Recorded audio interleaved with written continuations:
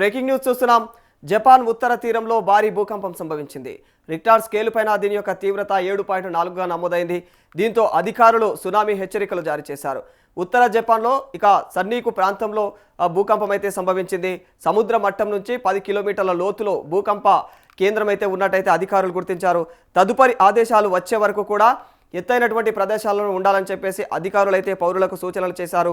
మరి భూకంపం అనంతరం ఉత్తర జపాన్ తీర ప్రాంతంలో పలు చోట్ల అయితే చిన్న స్థాయిలో సునామీ అలలు ఎగిసిపడ్డ వైనం కనిపించింది.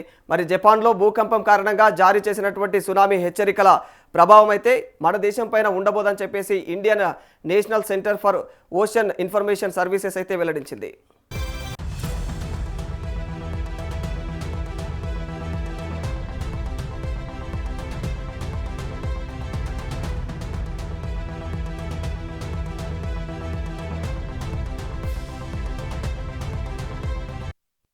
జపాన్ ఉత్తర తీరంలో భారీ భూకంపం సంభవించింది. రిక్టార్ స్కేలు పైన దీని యొక్క తీవ్రత 7.4గా నమోదైంది.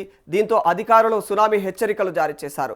ఉత్తర జపాన్లో సన్నీకు ప్రాంతంలో అయితే ఈ భూకంపం సంభవించింది. మరి సముద్ర మట్టం నుంచి 10 కిలోమీటర్ల లోతులో భూకంప కేంద్రం ఉన్నట్టయితే అధికారులు గుర్తించారు. తదుపరి ఆదేశాలు ఇచ్చే వరకు కూడా ఎత్తైనటువంటి ప్రదేశాల్లోనే ఉండాలని చెప్పేసి అధికారులు అయితే ఇప్పటికే పౌరులకు సూచనలు కూడా చేస్తూ ఉన్నారు. మరి భూకంపం అనంతరం ఉత్తర జపాన్ తీర ప్రాంతంలో పలు చోట్ల అయితే చిన్న స్థాయిలో సునామీ అలలు కూడా ఎగిసిపడ్డట్టు తెలుస్తూ ఉంది. మరి జపాన్లో భూకంపం కారణంగా జారీ చేసినటువంటి సునామీ హెచ్చరికల ప్రభావం అయితే ఖచ్చితంగా మన దేశం పైన ఉండబోదని చెప్పేసి అయితే Indian national centre for ocean information services అయితే వెల్లడించింది.